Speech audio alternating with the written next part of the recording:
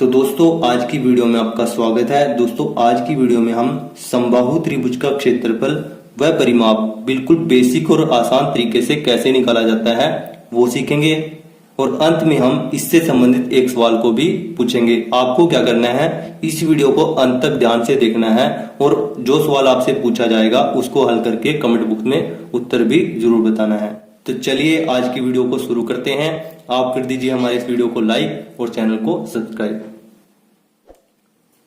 तो दोस्तों सवाल क्या कहता है हमारे पास, हमें समबाहु त्रिभुज का क्षेत्रफल व परिमाप निकालना है। ठीक है, यहाँ पर हमें समबाहु त्रिभुज दी गई है जिसकी प्रत्येक भुजा की लंबाई कितनी है, 8 सेंटीमीटर है। ठीक है, ये हमारे पास त्रिभुज एबीसी क्या है, समबाहु त्रिभुज है। ठीक है, तो दोस्तों इस सवाल को हल करने से पहले चलिए समबाहु त्रिभुज के बेसिक के बारे में जान लेते हैं। तो दोस्तों समबाहु त्रिभुज क्या होती है हमारे पास, वह त्रिभुज जिसकी तीनों भुजाओं की लंबाई एक समान हो समबाहु त्रिभुज कहलाती है। ठीक है, वह त्रिभुज जिसकी तीनों भुजाओं की लंबाई एक समान हो, ठीक है, वो क्या कहलाती है, समबाहु त्रिभुज। दोस्तों यहाँ पर हमारे पास त्रिभुज एबीसी है, इसकी ये भुजा भी 3 सेंटीमीटर है, ये भुजा भी 3 सेंटीमीटर और ये भुजा भी 3 सेंटीमीटर, यानी तीनों भुजाओं की लंबाई बराबर है। ठीक है, तो ये त्रिभुज हमारे पास क्या हुई, समबाहु त्रिभुज। चलिए दूसरे उदाहरण को देख लेते हैं। यहाँ पर हमारे पास ये त्रिभुज है, इसकी ये भुजा भी 4 सेंटीमीटर है, ये भुजा भी 4 सेंटीमीटर है और ये भुजा भी 4 सेंटीमीटर है। तो ये त्रिभुज भी हमारे पास क्या हुई, समबाहु त्रिभुज हुई। ठीक है, चलिए अगले उदाहरण को भी देख लेते हैं। यहाँ पर भी हमारे पास तीनों भुजाओं की लंबाई क्या है, 4 सेंटीमीटर है, ये भी 4 सेंटीमीटर, ये भी 4 सेंटीमीटर और ये भी 4 सेंटीमीटर। तो ये त्रिभुज भी हमारे पास क्या है, समबाहु त्रिभुज है। ठीक है, आई होप समबाहु त्रिभुज के बारे में अब आपको अच्छे से समझ में आ गया होगा। समबाहु त्रिभुज को हम इंग्लिश में क्या बोलते हैं, इक्विलेटरल ट्रायंगल। ठीक है, इक्विलेटरल ट्रायंगल।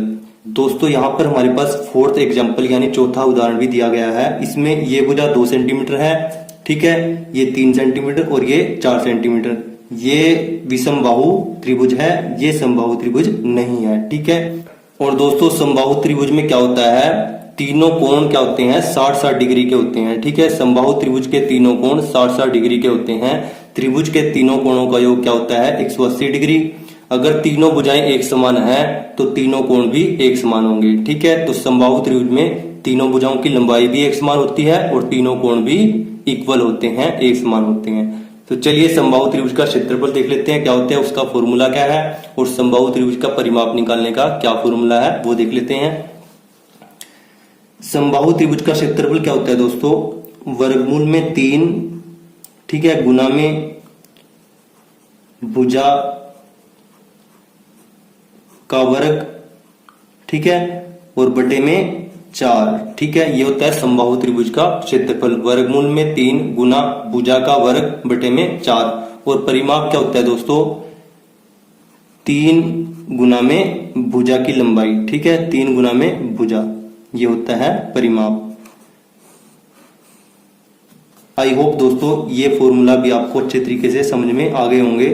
चलिए अब अपने सवाल को हल करते हैं। तो दोस्तों इस सवाल में हमारे पास क्या है, इस समबाहु त्रिभुज में हमारे पास क्या है, प्रत्येक भुजा की लंबाई कितनी है, 8 सेंटीमीटर है। ठीक है, तो हम यहां पर लिख लेते हैं भुजा की लंबाई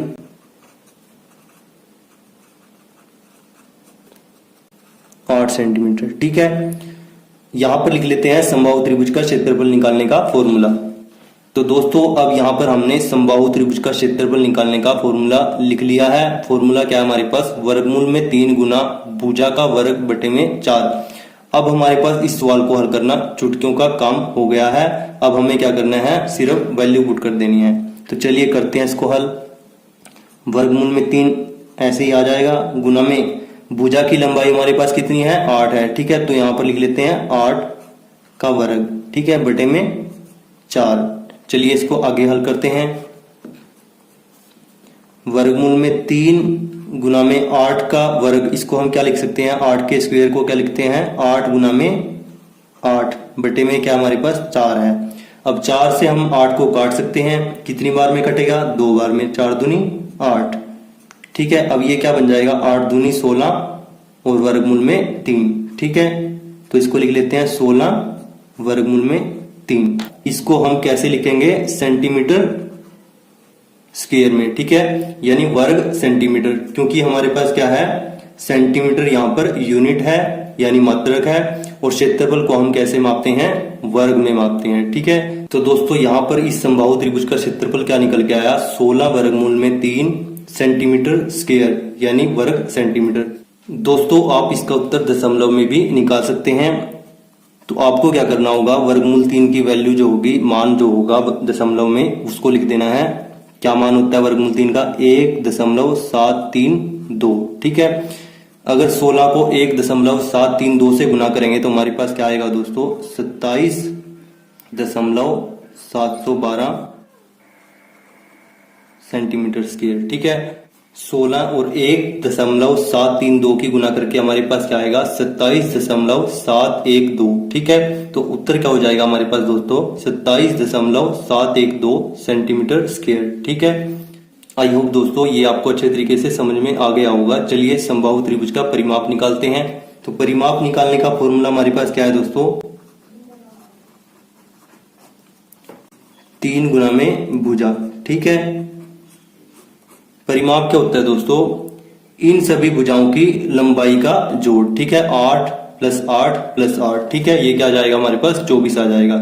इसको यहाँ पर फॉर्मूले में पुट करके भी हम निकाल सकते हैं। 3 गुना में 8, ये क्या बन जाएगा, 24 बन जाएगा। 24 सेंटीमीटर, हमारे पास यूनिट क्या है, सेंटीमीटर है। तो आपका उत्तर क्या हुआ, 24 सेंटीमीटर। आई होप समबाहु त्रिभुज का क्षेत्रफल व परिमाप निकालना आपको अच्छे तरीके से आ गया होगा। अब आप किसी भी समबाहु त्रिभुज का क्षेत्रफल व परिमाप आसानी से निकाल सकते हैं। दोस्तों इसी तरीके को अपनाते हुए यहाँ पर जो सवाल दिया गया है उसको सोल्व करके आपको कमेंट बॉक्स में आंसर जरूर बताना है। और अगर आपको ये वीडियो अच्छा लगा, अच्छे से समझ में आया, तो वीडियो को आप लाइक जरूर करें, दोस्तों के साथ शेयर करें। चैनल पर आप नए हो तो चैनल को सब्सक्राइब जरूर कर लें। Thanks for watching this video. जय हिंद, जय भारत दोस्तों।